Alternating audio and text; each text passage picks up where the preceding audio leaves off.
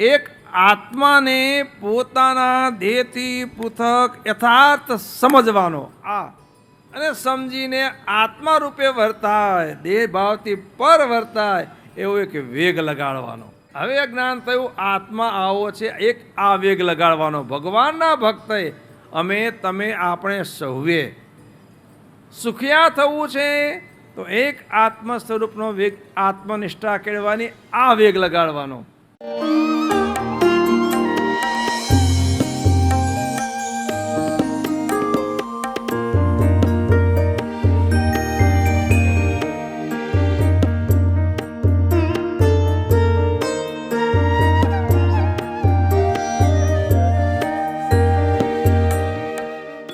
બંધુઓ, શ્રી સ્વામિનારાયણ ભગવાન છેલ્લા પ્રકારના છેલ્લા વચનામૃતમાં કહે છે, મહારાજ કહે છે કે ભગવાનનો જે ભક્ત હોય ને એને એક તો આત્મનિષ્ઠાનું બળ અને બીજું ભગવાનના મહાત્માનું બળ, આ બે બળ એને મુખ્ય જોઈએ. એક આત્મનિષ્ઠાનું બળ અને બીજું આપણને મળ્યા જે શ્રી સ્વામિનારાયણ ભગવાન એમનો જે મહિમા કહેતા મોટાઈ, સામર્થ્ય, એનું બળ. આ બે બળ મુખ્ય જોઈએ અને આ બે બળને સિદ્ધ કરવાને માટે એને બરોબર એમાં વેગ લગાડી દેવો જોઈએ. જેમ બંધુઓ પૈસા કમાવા કેવો વેગ લાગે છે, ભણીને તૈયાર થાય એકદમ, હવે મારે પૈસા કમાવાના છે, કેવો લાગી જાય એકદમ. ધંધા ઉપર, જોબ ઉપર, ગમે તે પ્રકારે મારે પૈસા કમાવાના છે. એને હાલતા ચાલતા, ખાતા પીતા, પૂતા, ઉઠતા, નાતા, ધોતા, મારે ધંધો વિકસાવવાનો છે. કો થાય ને ધંધાદારી, એના સંકલ્પો થાય ને, એના જ વિચારો આવે, એનું જ મનન થાય અને એના માટેના જ પ્રયત્નો થાય. એમ મહારાજ કહે છે કે ભગવાનના ભક્તએ એક આત્મનિષ્ઠાનું બળ અને બીજું ભગવાનનો જે મહિમા એનું બળ, આ બે બળ, આ બે વસ્તુનો એકદમ વેગ લગાડી દેવાનો છે. તો એને સુખ વર્તે, બેઠો આનંદ વર્તે. એમાં આત્મનિષ્ઠા કેવી જોઈએ? તો પ્રથમ ભગવાન કહે છે કે આત્મનિષ્ઠા તે શું? આત્મનિષ્ઠા એ શું કે? તો કે પોતાના આત્માને, પોતાના જીવાત્માને દેહથી પૃથક જાણો. આ પહેલું પગથિયું. આત્મનિષ્ઠા શું? તો આ દેહને હલાવનાર, ચલાવનાર, પ્રફુલ્લિત રાખનાર, અંદર બેઠેલો જે કોઈ દેહી છે, આત્મા છે, એના કારણે બંધુ આ શરીર પ્રફુલ્લિત છે, હાલે ચાલે છે, બેસે ઉઠે છે, જુએ સાંભળે છે, ખાય પીએ છે, બધી જ ક્રિયાઓ થાય છે. જો આમાંથી આત્મા નીકળી જાય તો ભલે પાંચ ભૌતિક દેહ હાર્યું પણ નકારું થઈ જાય. એ જે આત્મા છે આ શરીરમાં અને આ શરીર કરતાં પૃથક છે, એ નીકળી જાય છે, શરીર પડ્યું રહે છે, અર્થાત જુદો છે જ, ચોખ્ખું ચોખ્ખું થઈ ગયું. અંદરથી આત્માનું ઉત્ક્રમણ થઈ જાય, શરીર પડ્યું રહે છે આવું નવું, અને આત્માના જે આત્મા વતે જે પ્રભાવ હતો ચાલ્યો ગયો. એટલે દેહથી આત્મા જુદો છે, ચોખ્ખું પ્રમાણ. પ્રથમ તો એ આત્મા જેને કહીને દેહ હાલે ચાલે છે, પ્રફુલ્લિત છે, એ આત્મા આ દેહ કરતાં પૃથક છે. ભલે બંધુઓ દેહમાં રહ્યો અને દેહમાં એટલો ઓતપ્રોત થઈ ગયો છે, કાંઈક વાગે મરી ગયો આટલું વર્તે છે, પણ એ આત્મા દેહથી પૃથક છે. અને દેહથી આત્મા જો પૃથક સમજાય તો બંધુ દેહને થતું માન, અપમાન, અનેક પ્રકારનું કષ્ટ એમાં વૃત્તિ ચૂંથાય નહીં. મહારાજ કે સાધુ ભેગા સંત સમાજમાં રહેતા હોઈએ, આપણી વાત મહારાજ કરે છે કે આ બધા ભેગા રહેતા હોઈએ અમે, જો પોતાને દેહથી પૃથક આત્મા ન માનતા હોઈએ ને તો કાંઈક પરસ્પર બોલાચાલી થાય. લાડુ પીરસવામાં બોલાચાલી થાય, પ્રસાદી વહેંચવામાં બોલાચાલી થાય. આને વધારે આપી, મને ઓછી આપી, આના પર વધારે એ જ છે. બેસવા ઉઠવામાં, ઓઢવા પહેરવામાં, કાંઈક સારું મળ્યું ન મળ્યું, આને આસન સારું મળ્યું, આને જગ્યા સારી મળી, મને ન મળી, એમ ભેગા રહેતા હોઈએ. જો પોતાને દેહથી પૃથક આત્મા ન જાણતા હોઈએ તો આવા પ્રસંગો બને ને. દેહને સુખ કરનારા જે પ્રસંગો હોય એને સિદ્ધ ન થાય, ત્યારે બંધુ ગ્લાનિ પામી જવાય. ખીલતું કમળ મુરઝાઈ જાય. શું થાય? ખીલતું કમળ મુરઝાઈ જાય, એકદમ મોં પડી જાય, એક અંદર બીજા સંકલ્પ વિકલ્પમાં ચડી જવાય. જો દેહથી પૃથક આત્મા ન માનતા હોઈએ તો દેહને જે સુખ જોઈએ એ ન મળે ત્યારે મૂંઝાઈ જવાય, અંતર ઝાંખું થઈ જાય. અને જો આત્મા હું દેહથી પૃથક છું, આ જે બધા પદાર્થો ભૌતિક પદાર્થો એનાથી મને કોઈ સુખ નથી, આમ જો પોતાને દેહથી પૃથક આત્મા રૂપે માનીએ તો આવા દેહની સગવડો ન મળે ત્યારે ઝાંખપ ન અનુભવાય. વાહ બંધુઓ, અહમ મમત્વ બંધાય. મારું, મારો, શું મારું એ અહમતા, મારો એ મમતા, અને આખો સંસાર અહમ અને મમતાથી સર્જાય છે. જોજો ગમે ત્યાં હું અને મારું, આખો સંસાર ત્યાંથી શરૂ થાય. પ્રથમનું 70મું વચનામૃત, જ્યાંથી જન્મ્યા ત્યાંથી મા બાપે ને સગા સંબંધે ખાલે આ તારા પપ્પાને, આ તારી મમ્મીને, આ તારો ભાઈને, આ તારી બહેનને, આ તારો મામોને, આ તારી મામીને, માસોને, માસીને, કાકોને, કાકીને, ફૂઓને, ફોઈને, ઘરને, મોટરને, ખેતરને, વાડીને, ગાયને, ભેંસને, બળદને, બધું મારું તારું. કેટલું બધું ખોઈ દીધું છે ને, અને બધું સાચું મનાઈ ગયું છે. દેહના સંબંધનું છે આ બધું જ.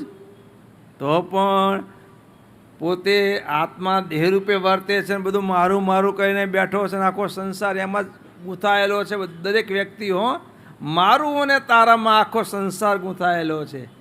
અહમ મમત્વથી જ આખી સૃષ્ટિ સર્જાય છે, વિસ્તાર પામે છે.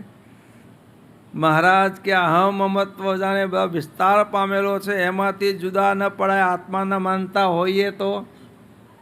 વળી મહારાજ કહે છે કે આ દેહના યોગે કરીને અને પૂર્વ સંસ્કારે કરીને કામની, ક્રોધની, લોભની, ઈર્ષાની, અસૂયાની પ્રવૃત્તિ થાય. દરેકને તે ગુણના કારણે ઘડિયાળને કાંટાને પેટે અખંડ સત્વ, રજ અને તમ ગુણ વર્ત્યા કરે છે દરેક વ્યક્તિને. અને બંધુ એ ગુણના યોગે કરી રજોગુણ, તમોગુણનું પ્રધાનપણું હોય ત્યારે બંધુ આપણને વિષય ભોગના સંકલ્પ થાય, માનના સંકલ્પ થાય. તમોગુણનું પ્રધાનપણું હોય, આમ કરી નાખું, તેમ કરી નાખું, આવા સંકલ્પ થાય. આ જો આત્મા પોતાને ન માનતા હોઈએ તો આ બધા ગુણની પ્રવૃત્તિ થાય, આ દોષની પ્રવૃત્તિ થાય, અવગુણની પ્રવૃત્તિ થાય ત્યારે ઝાંખપ આવી જાય. શું થઈ જાય? ઝાંખપ આવી જાય, મૂંઝાઈ પડાય. અને જો પોતાને આત્મા માનતા હોય, દેહથી પૃથક છું, અને આ બધા વેગ છે એ તો વાવાઝોડું ફૂંકાય છે. રાતે આવ્યું હતું ને એમ વાવાઝોડું ફૂંકાય છે, હમણાં ચાલ્યું જશે. હું તો આત્મા છું, મારે વિશે આ કોઈ અવગુણ દોષ નથી. પૃથક પડવા માટે, એમાં લેવાય ન જવા માટે પોતાને આત્મા માનવાનું અને જે સ્વરૂપ છે પોતાનું અને અસલ પહેચાનવાનું. મહારાજ આગળ કહે છે, આ આત્મા બ્રાહ્મણ નથી, ક્ષત્રિય નથી, કણબી નથી, કોઈનો બાપ નથી, કોઈનો દીકરો નથી, કોઈ જાત નથી. એનો હું સ્ત્રી, હું પુરુષ, આત્મા નથી, દેહના ભાવ છે. આ બધા નાત જાત, કોઈની નાત નથી. આ 24નો હું, આ 48નો હું, આ લેવા પાટીદાર હું, આ કડવા પાટીદાર હું, આ ઠક્કર હું, આ બારૈયા હું, આ કશું જ નથી. આ આત્મા આ બધાથી પૃથક છે અને સુખરૂપ છે. ભલે તે યોનિમાં ગયો, તે યોનિમાં રહ્યો છે, પણ એ બધાથી પૃથક છે આત્મા. જીવાત્મા આપણો આ દેહના એક પણ ગુણધર્મો એ આત્માને વિશે નથી. આ બધા જ દેહના ગુણધર્મો છે. એ દેહના ગુણધર્મો આત્માને વિશે ક્યારેય આવતા નથી. અને આત્માના જે ગુણધર્મો છે, આત્મા ચૈતન્ય છે, જ્ઞાનવાન છે, પ્રકાશમાન છે. એ જે આત્મા સુખરૂપ છે, ક્યારે નાશ પામતો નથી, અવિનાશી છે. આ બધા આત્માના ગુણધર્મો છે. એ આત્માના ગુણધર્મો ક્યારે દેહને વિશે આવતા નથી. ભલે આત્મા શરીરમાં રહ્યો, આ દેહમાં નક્ષકા પર્યંત વ્યાપીને રહ્યો છે જ્ઞાન શક્તિએ કરીને, અને આ દેહને મારો મારો માને છે જ્ઞાન ન હોવાના કારણે. કાયમ આખી જિંદગીના ભેગો ને ભેગો પડ્યો છે, દેહમાં જ પડ્યો આત્મા. તો પણ દેહનો એક પણ ગુણધર્મ આત્મામાં આવતો નથી. અને આત્મનો આ દેહ 80 વર્ષ 100 વર્ષ એમાં આત્મા રહ્યો છે, તો પણ આત્માનો એક પણ ગુણધર્મ આ દેહમાં આવતો નથી. આટલા ઓતપ્રોત છે, પણ આત્માનો ગુણધર્મ દેહમાં આવતો નથી અને દેહના ગુણધર્મો આત્મામાં આવતા નથી. એ આત્મા દેહથી સર્વથા પૃથક છે અને એ આત્મા જાણપણે યુક્ત છે.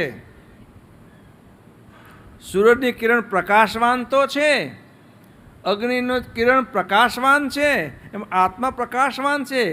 પણ સૂરજની કિરણ અને અગ્નિની કિરણ એ જ્ઞાનવાન નથી. ચૈતન્ય નથી. આડું પદાર્થ ધરો, અટકી જાય તાપ. તમારે કે કીડી ચાલી જતી હોય ને, આગળ આંધ પાછી ચાલે. જ્ઞાનવાન છે. એમ આત્મા જ્ઞાનવાન છે. અને આ આત્મા અનેક યોનિને પામ્યો છે. 84 લાખ પ્રકારની યોનિમાં અનેક વારે ઘૂમ્યો છે. અને બંધુઓ, સંસ્કૃતમાં અમારે આત્મા શબ્દની વ્યુત્પત્તિ, આત્મા શબ્દ કેમ બને છે, તો અત સાતત્ય ગતૌ. પાણીની વ્યાકરણમાં અત, અતતિ સતત ગતિ કર્યા કરે અને અતતિ કહેવાય, આત્મા કહેવાય. અતતિ ઇતિ આત્મા, જે સતત ગતિ કર્યા કરે. આત્મા ક્યાંય સ્થિર થઈને રહેતો નથી. જો બંધુઓ, આજે આ દેહમાં છે, 50-100 વર્ષ આમાં રહ્યો, આગળ બીજા દેહમાં, એ દેહમાં અમુક સમય રહ્યો, ત્રીજા દેહમાં. મહારાજ કે દરિયાનું પાણી છે એટલું માતાના સ્તંભ દૂધ થયો છે. આટલા દેહમાં તો પરિવર્તન ફર્યા જ કર્યો છે, ગતિ કર્યા જ કરી છે. અને તે દેહમાં અનેક પ્રકારે, વિવિધ પ્રકારે એ દેહનો નાશ થયો છે. તે યોનિમાં આત્મા તે દેહને પામ્યો, અને તે યોનિમાં તે દેહ કેવી રીતે નાશ પામ્યો? બંધુઓ, નાશ અનેક પ્રકારે જોઈએ છે. બધા જ પાંચ ભૌતિક દેહવાળા બધા દેહી આપણે છીએ ને. આ પેલા પ્રાણીઓની જોઈએ, જંગલના પ્રાણીઓ, એને કેવા પોતાથી બળિયા કેવા મારે બધાને, હે? એમ જે પ્રાણીઓને મારે છે ને, ભગવાનની શક્તિ કાળ આપણને મારે છે. હો, પેલા બફેલાને સિંહ ધીરે ધીરે ઘાયલ કરતો જાય, કમજોર કરતો જાય. પકડે ને પગે પકડે, આમ પકડે ને તેમ પકડે, ભેટામાં છોડાવે ને પકડે ને ફરીથી કરે ને, ધીરે ધીરે ઘાયલ કરતો જાય, પછી એને પતાવી દે. એમ બંધુઓ, આ માનવ શરીરને પણ ભગવાનની શક્તિ કાળ બધા પ્રહાર કરે છે, આપણા દરેક ઉપર પ્રહાર કરે છે. તાવ મૂકે, કોઈ બીજો રોગ મૂકે, કંઈ ત્રીજું મૂકે, ચોથું મૂકે. ભગવાનની શક્તિનો કાળનો પ્રહાર દરેક દેહધારી ઉપર ચાલ્યા જ કરે છે. અને સમય આવતા પછી આ દેહ પડી જાય છે. એમ અતતીતિ આત્મા, આ આત્મા ક્યારે એક યોનિને વિશે, એક શરીરને વિશે સ્થિર થઈને રહેતો નથી. આજે આ દેહમાં છે, થોડા વર્ષો પછી બીજા દેહમાં, પછી ત્રીજા દેહમાં, ચોથા દેહમાં ફર્યા જ કરે છે, ફર્યા જ કરે છે, સતત ગતિ કર્યા કરે છે. માટે એ આત્મા ક્યારે સ્થિર થઈને કોઈ ઠેકાણે ઠરતો નથી, અને ક્યારે મરતો પણ નથી. હો, દેહ મરે છે, આત્મા મરતો નથી.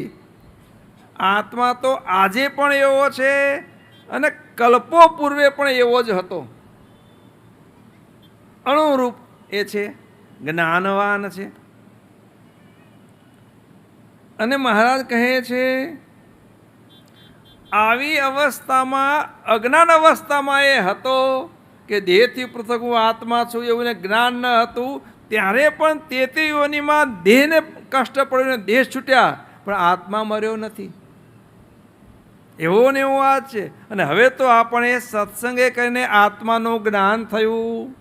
હે, દરરોજ સત્સંગમાં બેસીએ છીએ. ભગવાન કહે છે, તું સ્થૂળ નથી, તું સૂક્ષ્મ નથી, તું કારણ નથી, તું મહાકારણ નથી. અરે માયાનું 57નું ટોળું, આ દેહ 57નું ટોળું છે માયાનું, આ પૂતગળ. એ 57નો માયાનો વિકાસ જે ટોળું, એમાંથી તું પૃથક છે. ભલે દેહના યોગે તું માને કે હું સુખી દુઃખી છું, પણ તું સુખી દુઃખી એના કારણે માને છે એટલે, પણ આનો તને કોઈ અસર નથી. આ સત્સંગે કહીને જ્ઞાન થયું કે હું આ દેહથી પૃથક છું. તો મહારાજ કહે છે, જ્ઞાન થયું તો હવે આત્મા કેમ નાશ પામશે? ક્યારે નાશ પામવાનો નથી. એક આત્માને પોતાના દેહથી પૃથક યથાર્થ સમજવાનો, આ અને સમજીને આત્મા રૂપે વર્તાય, દેહ ભાવથી પર વર્તાય, એવો એક વેગ લગાડવાનો. અમે કીધું આદરનું પ્રકરણ સાંઈ બાપા ચલાવ્યું હતું. આદરનું પ્રકરણ, બેસીએ, મહારાજ બિરાજો, ઊભા દે, મહારાજ ઊભા થાવ, મહારાજ જમો, મહારાજ સ્નાન કરો. દરેક ક્રિયા મૂર્તિમાં રહીને કરતા સાંઈ બાપા કે શીખો, કે અનુસંધાન રાખતા શીખો. આદર એટલે અનુસંધાન. દરેક પ્રત્યેક ક્રિયામાં ભગવાનનું અનુસંધાન રાખતા શીખો. હે મહારાજે મને કૃપા કરી, માયાના 57ના ટોળામાંથી મુક્ત કરી, પૃથક કરી. અણુ જેવો હું હતો, ભગવાને પોતાના પ્રભાવથી મને પોતારૂપ કરી, પુરુષોત્તમ રૂપ કરી, પોતાની મૂર્તિમાં રાખ્યો. હું મૂર્તિમાં જ છું. બસ આમ મૂર્તિમાં રહીને દરેક ક્રિયાનું અનુસંધાન કેળવો, દરેક ક્રિયામાં મૂર્તિનું અનુસંધાન કેળવો. હું મૂર્તિમાં જ છું. બેઠા હોઈએ, એ મહારાજ બિરાજમાન છે. જમતા હોઈએ, મહારાજ જમે છે, મહારાજ સ્નાન કરે છે, એ મહારાજ પોઢ્યા છે. આ સ્ટડી કરવાનો. શું કરવાનો?